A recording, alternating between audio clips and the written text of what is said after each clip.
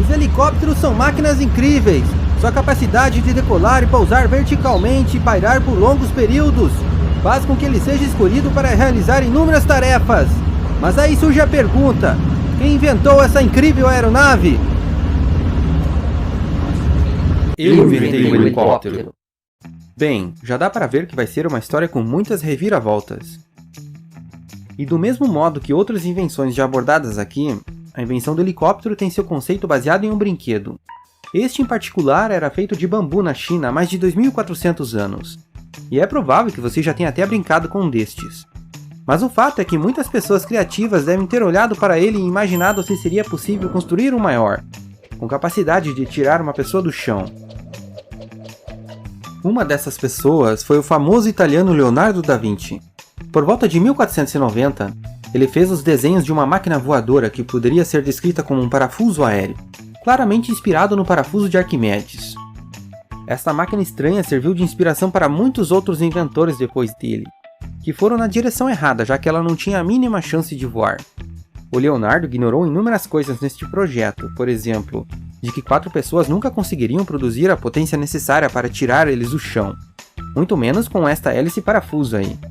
E o efeito da reação ao torque faria a plataforma girar para um lado e a hélice para o outro assim que ela saísse do chão, como um helicóptero moderno sem o rotor de cauda. A direção certa para a invenção do helicóptero estava neste antigo brinquedo chinês que serviu de inspiração para 2 inventores franceses, Christian Delannoy e seu mecânico Bienvenu. Em 1784, eles demonstraram uma versão atualizada do brinquedo para a Academia Francesa de Ciências. Eram asas rotativas projetadas para operar em contra-rotação, acionadas pela energia armazenada em um elástico. Este simples brinquedo demonstrou os princípios de um voo de helicóptero autopropulsado. É brincando que se aprende, não é mesmo?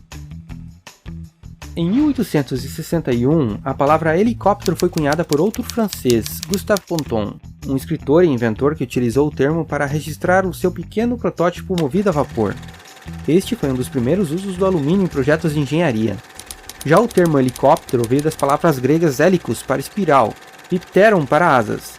Era tudo muito inovador, mas infelizmente para o Gustave, a única coisa que decolou foi o nome helicóptero. Outro projeto muito interessante que também utilizou a potência do vapor foi o veículo não tripulado do italiano Enrico Forlanini em 1877. Mas calma, não era um drone de um universo steampunk não, se bem que seria muito legal. Mas voltando, o aparelho do Enrico foi o primeiro a sair do chão, literalmente. Equipado com uma pequena máquina a vapor e 2 rotores em contra-rotação, ele alcançou uma altura de 12 metros e pairou por cerca de 20 segundos antes de pousar suavemente. Não parece muito, mas era uma máquina voando com um motor a vapor, minha gente. Inclusive, o maior problema até aqui eram os motores. Eles eram muito pesados para pôr em uma aeronave. Bem, neste aqui são muitos os problemas na verdade, o motor é apenas um deles. Mas isso mudou com o surgimento dos compactos motores de combustão interna movidos a gasolina, mais leves e mais potentes, como eram os motores Antoinette. Antoinette era um fabricante francês de motores leves a gasolina, utilizados em barcos e em vários dos projetos que mostrarei a seguir. Ah, e no 14 bis do Santos Dumont também. Bem, agora vamos para 19 de setembro de 1907, dia em que os irmãos franceses Breguet apresentaram o primeiro helicóptero que conseguiu se erguer do chão com um piloto a bordo. Foi um voo a meio metro de altura que durou 1 minuto, mas apesar deste feito, ele não é considerado o primeiro voo tripulado. É que o Gyroplane número 1, também conhecido como o primeiro quadricóptero da história, era uma máquina extremamente instável. Era preciso que tivesse um homem em cada canto para mantê-la estável, e ela estava presa ao solo por cordas. Outro problema é que não existia um controle de direção, os 4 rotores eram acionados em sincronia pelo motor a gasolina no centro da aeronave, então ela só subia. Mas mudanças foram feitas. Aqui eles estão testando o modelo número 2, em abril de 1908. Isso aí, não desistam, rapazes! Infelizmente para os irmãos aí, no mês que vem vai bater um furacão no local e vai destruir todos os protótipos, fazendo com que eles desistam dos helicópteros por um tempo. Mas não vamos estragar o momento, não é mesmo? Só que eles não eram os únicos fazendo isso. Em novembro de 1907, o francês Paul Cornu teve mais sucesso que os irmãos Breguet, realizando o primeiro voo tripulado de um helicóptero. Bem, estou sendo generoso em chamar de helicóptero. Ele mesmo chamava de bicicleta voadora, que também não voava muito bem, já que ela voou por apenas 20 segundos a 30 centímetros do chão.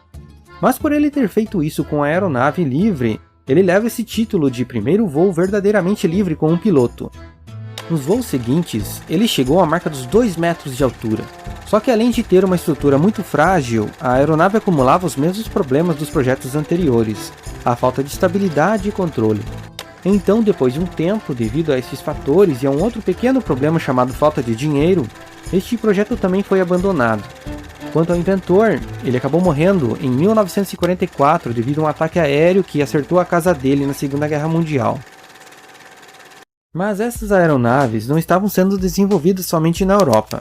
15 anos mais tarde, em 1922, o inventor George de Botezat, um russo refugiado nos Estados Unidos, apresentou o Polvo Voador, um helicóptero de 4 rotores de 6 pás patrocinado pelo exército americano. Na verdade, ele tinha mais um pequeno rotor no centro que se mostrou inútil e foi descartado, e mais 2 hélices nas laterais para empurrar ele para frente, todos acionados pelo mesmo motor central. Por ser um projeto militar, ele foi pouco divulgado na época, mas teria realizado mais de 100 voos de sucesso entre 1922 e 1923. Nesta pequena nota na Times em 1923, é publicada parte de uma mensagem enviada por Thomas Edison ao inventor. Nela, ele saudava a invenção e oferecia ajuda em projetos futuros. Ele não perdia uma mesmo. A mensagem dizia: "Até onde eu sei, você produziu o primeiro helicóptero de sucesso." Bem, ele estava claramente mal informado. Mas uma informação importante nessa nota é a de que o helicóptero tinha conseguido voar por 2 minutos e 45 segundos, a uma altura de 4,8 metros durante os testes. Outros relatos também mencionam que ele teria carregado 3 passageiros além do piloto, que foram agarrados na estrutura. Mas ao contrário do que dizia a nota da Times, este ainda não era o primeiro helicóptero de sucesso. Ele tinha sérios problemas de controle. Eu diria até que era um pouco preguiçoso, já que ele só voava bem quando estava a favor do vento. Devido a estes problemas, o projeto foi cancelado pelos militares no ano seguinte, em 1924. Mas olha só, vem mais um francês aí na lista. É o jovem engenheiro da Peugeot, Etienne Amichen. Em 1920, ele começou a projetar aeronaves de asa rotativa, como essas aí que ele está testando. E foram vários os modelos, um mais estranho que o outro. Vamos lá, rapazes, está quase voando! Mas de todos eles, o mais notável foi o Amichen número 2, de 1924. Etienne começou este projeto em 1922, e ele apresentava nada menos do que 4 rotores principais e 8 hélices auxiliares, todos movidos por um único motor. A configuração era a seguinte: 4 rotores principais acionados por um grande motor no centro davam a sustentação vertical do helicóptero. Outras 5 hélices de eixo vertical serviam para estabilizar a máquina lateralmente, e um par de hélices horizontais atuava como um propulsor para movimentar a aeronave para frente. Ah sim, faltou uma hélice de eixo horizontal, e ela está ali no nariz e servia para alterar a direção do helicóptero. Basicamente, ele foi distribuindo hélices ao redor da aeronave para deixá-la estável, e funcionou. Ela apresentava um considerável grau de estabilidade e controle, permitindo que ele realizasse mais de 1000 voos de teste. E foi com o Amichen número 2, também chamado de Peugeot número 2, que em 14 de abril de 1924 na França, ele inaugurou o primeiro recorde mundial de helicópteros nos registros da FAI. Neste dia, ele voou por 360 metros, e no dia 17 ele bateu o próprio recorde voando por 525 metros. Só que este recorde durou apenas um dia.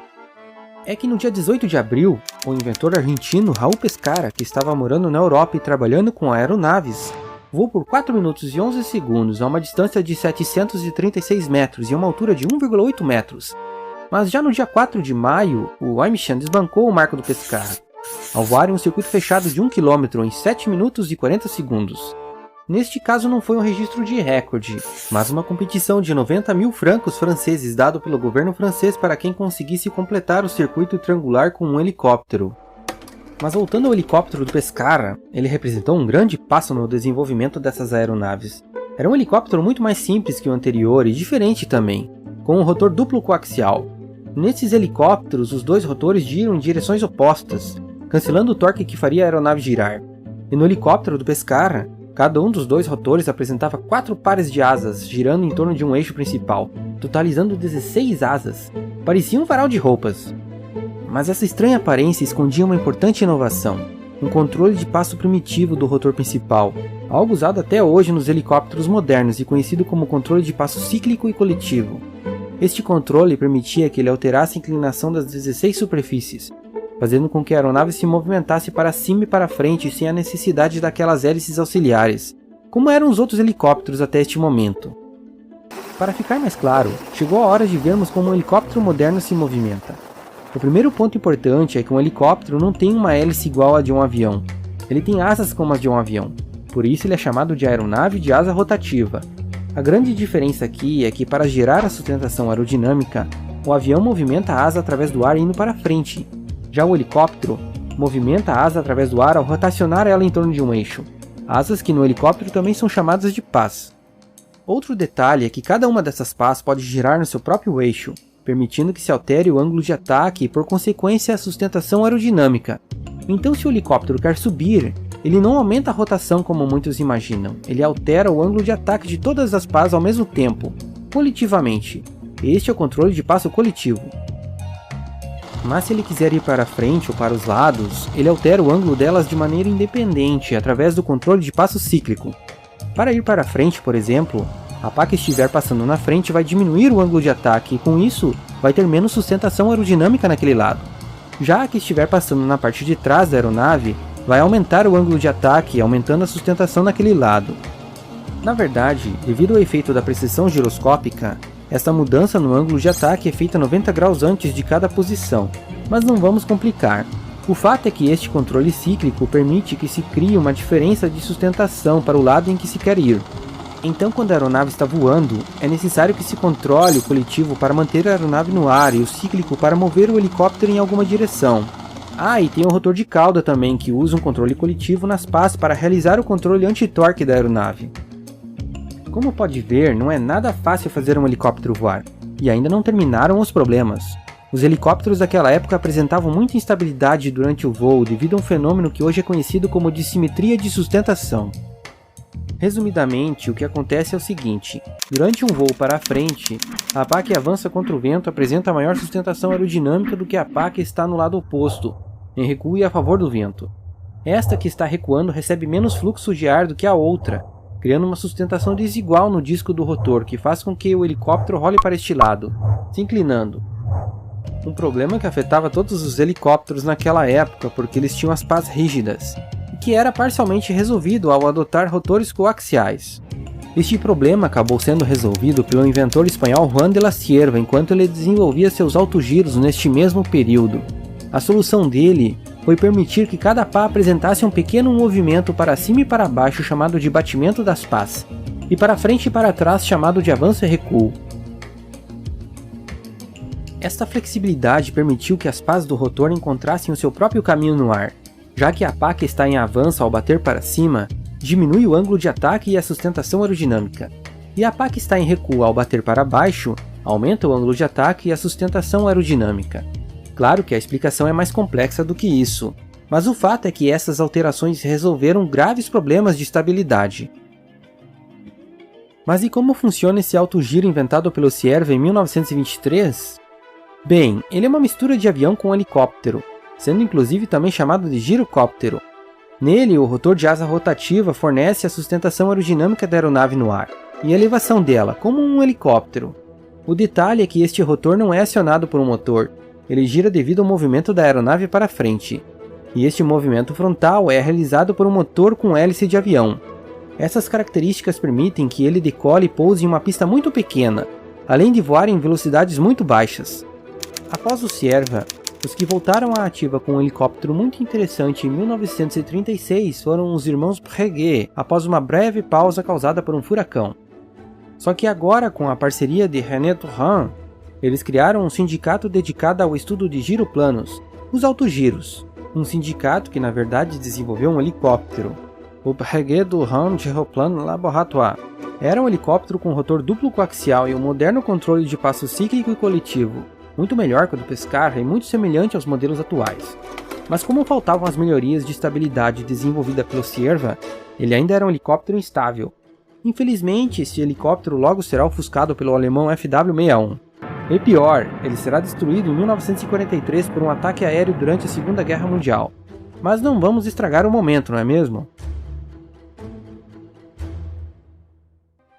Então vamos para o próximo helicóptero importante dessa história, O alemão Focke-Wulf FW-61, projetado por Henrik Focke, é considerado o primeiro helicóptero totalmente controlável do mundo, com os primeiros voos oficiais registrados em 1936. A estrutura dessa aeronave era baseada em um avião que o Focke tinha ajudado a projetar anos antes, o Focke-Wulf FW-44. O grande avanço do FW-61 era que ele reunia todos os avanços anteriores em uma única aeronave. A rotação contrária dos rotores resolvia o problema da reação ao torque. O rotor de 3 pás totalmente articulado de Cierva resolvia os problemas de instabilidade, e os controles de passo permitiam que ele realizasse movimentos com muita precisão, como um voo dentro de uma arena. Voo este que foi realizado por uma mulher, a Hannah Haidt, algo que não era muito comum naquela época. O problema é que ela tinha péssimos amigos. Outra curiosidade desta aeronave é que aquela hélice na frente servia apenas para resfriar o motor quando o helicóptero pairava ou voava em baixa velocidade. Algo que foi pouco utilizado na viagem do dia 20 de junho de 1938, quando bateu o recorde de distância ao voar por 230 km na Alemanha a mais de 100 km por hora, demonstrando que o FW estava pronto para o serviço. Era um helicóptero impressionante, mas eis que surge um cara chamado Igor Sikorsky, conhecido hoje em dia como o pai do helicóptero moderno. Mas por quê? Se tem algo que ficou claro na breve história que contei até agora, é que ele não inventou o primeiro helicóptero. A diferença aqui é que o Sikorsky inventou o primeiro helicóptero realmente bem sucedido, o Sikorsky R-4, o primeiro helicóptero do mundo que foi produzido em massa e que é a base da maioria dos projetos até hoje. O helicóptero alemão anterior também chegou a ser alvo de uma produção em massa. O projeto FA-223, para 4 passageiros, até entrou em produção, mas havia muitas bombas no caminho que impediram seu sucesso. Apesar disso, alguns exemplares foram recuperados depois da guerra e utilizados como base em diversos outros projetos também. Mas voltando ao Sikorsky, ele era um verdadeiro pioneiro da aviação em termos não apenas de helicópteros, mas também de aeronaves de asa fixa. Antes mesmo de ir para os Estados Unidos, ele já havia desenvolvido o primeiro bombardeiro quadrimotor para os russos na Primeira Guerra Mundial. Só que a Europa, devastada pelas guerras e revoluções, não oferecia mais oportunidades para ele como projetista. Então, em 1919, ele foi para os Estados Unidos tentar desenvolver as suas aeronaves. Apenas 4 anos mais tarde, em 1923, ele fundava a própria empresa de aeronaves, a Sikorsky Aircraft Corporation. Mas ao contrário de Botezat, ele não começou com a ajuda do governo americano. Teve que se virar para arrumar sócios e dar início ao empreendimento. E onde que um jovem imigrante russo iria conseguir dinheiro para um negócio nos Estados Unidos? Com outros russos, é claro. Os sócios no caso eram todos ex-oficiais militares russos.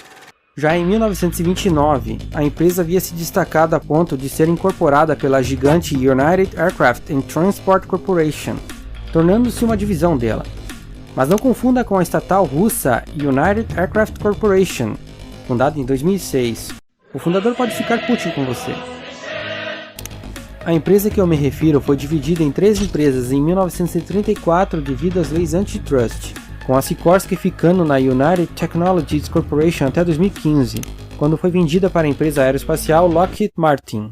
Mas voltando aos helicópteros, o projeto que realmente fez a empresa decolar foi o histórico VS-300, o primeiro helicóptero bem sucedido a usar a configuração de um rotor principal e um único rotor de cauda, ambos acionados por um motor central. Mas espera, este aí tem 3 rotores na cauda. É que o projeto começou com um rotor na cauda. Essa patente depositada em 1931 para uma aeronave de elevação direta mostra isso. Mas quando o helicóptero conseguiu sair do chão em 14 de setembro de 1939, ficou claro que ele até voaria, só não sabia para onde. O problema naquele momento é que ele não conseguia acertar aquele controle de passo cíclico, que altera o ângulo de ataque das pás individualmente para o helicóptero ir para os lados, para frente e para trás. O único que funcionava era o controle coletivo, para subir e descer. Então ele resolveu travar este controle cíclico e colocar 2 rotores de levantamento vertical na parte de trás, um de cada lado, todos acionados pelo mesmo motor central. A ideia era que, controlando o passo desses 2 rotores ao mesmo tempo com o controle coletivo, o único que tinha funcionado, ele teria o controle de avanço e recuo do helicóptero ao levantar a parte de trás. E para girar a aeronave, ele usaria o rotor de cauda de eixo horizontal. Feitos os ajustes, era necessário colocar em teste novamente, com o primeiro voo livre ocorrendo em 13 de maio de 1940. E até que a nova configuração funcionou, mas com novos projetos surgem novos problemas. O VS-300 tinha dificuldade em voar para frente, mas para trás ele ia muito bem. O Sikorsky até brincava que iria virar o assento do piloto. Mesmo assim, os testes continuaram, com voos como o de 6 de maio de 1941, quando permaneceu no ar durante 1 hora e 32 minutos. Neste momento, ele já havia atraído a atenção dos militares americanos para a aeronave, mas era evidente que este problema devia ser solucionado, e que o projeto com um único rotor na cauda era a configuração mais adequada. E foi o que ele fez. Continuou com os testes até solucionar os problemas que existiam no controle de passo cíclico, permitindo que os 2 rotores de eixo vertical traseiros fossem removidos em junho de 1941. Agora sim, o protótipo VS-300 estava pronto para ser incorporado ao serviço militar americano. Em sua forma final, o VS-300 tinha um motor Franklin de 150 HP, uma fuselagem feita de tubos de aço soldados e coberta com tecido para diminuir o arrasto. Ao longo do ano de 1942, os testes continuaram, juntamente com as alterações necessárias para que ele entrasse em produção e se tornasse o primeiro helicóptero militar a entrar em serviço nas Forças Armadas americanas e britânicas, agora com a designação de XR-4, ou Sikorsky R-4, que acabou sendo abreviado para R-4. Naturalmente que o helicóptero R-4 continuou a ser aprimorado nos anos seguintes. A cabine agora era totalmente fechada, com assentos lado a lado e controles duplos para uma tripulação de 2 homens. Em algumas versões, flutuadores foram adicionados para que ele se convertesse no primeiro helicóptero anfíbio do mundo, habilidade que foi colocada à prova em maio de 1943, quando ele realizou o primeiro pouso de um helicóptero em um navio no mar. Neste momento, diversas variações do helicóptero já estavam sendo encomendadas pelas forças militares americanas e britânicas, com motores de diferentes potências, com maiores autonomias, com pontos para carregar bombas e sistemas para o içamento de cargas e pessoas. Enfim, conforme as necessidades iam surgindo, o projeto base do Sikorsky R-4 era adaptado e ganhava uma nova denominação, XR-4B, YR-4A, YR-4B. Este Sikorsky R-4B de 1945, por exemplo, apresentava um motor de pistão radial de 185 HP, 200 kg de carga útil, velocidade máxima de 121 km por hora e 322 km de autonomia típica. Já o Sikorsky R-6, que foi o sucessor do R-4, apresentava um projeto muito mais aerodinâmico, com um motor de pistão de 240 HP e 390 kg de carga útil, velocidade máxima de 154 km por hora e 623 km de autonomia. Estava claro neste momento que o helicóptero havia superado a fase das manobras básicas de voo e se tornado uma ferramenta com capacidade de transportar carga útil e de realizar tarefas que antes não eram possíveis com outras aeronaves. E para não estender mais o vídeo, vou deixar de fora outros helicópteros marcantes, como o Bell 47, o primeiro que foi certificado para uso civil em 1946, e o lendário Bell UH-1, uma lenda do Vietnã e conhecido pelo apelido de Huey, e vários outros, mas chegaremos neles. Inclusive, comentem aqui o que não pode faltar na continuação dessa história. Agora, deixo aqui meu especial agradecimento aos apoiadores do canal. Tenham todos um ótimo ano e nos vemos no próximo vídeo, pessoal.